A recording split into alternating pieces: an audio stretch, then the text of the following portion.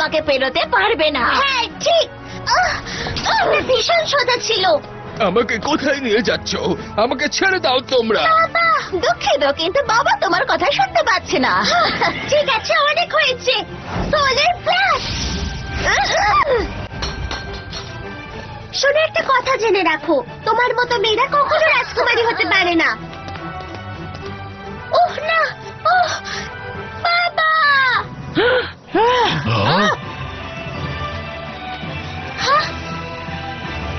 সব শেষ, ক্যাসেন্ড্রা। তুমি হেরে গেছো।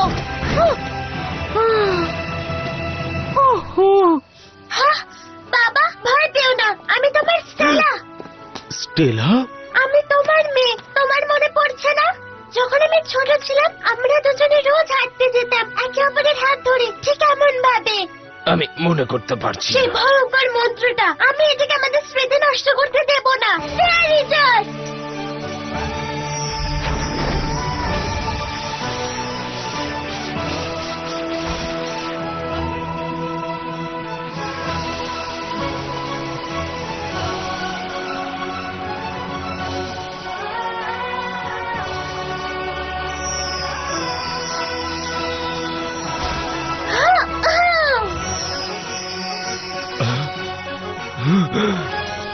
স্টেলা, ও আমার সোনা মা।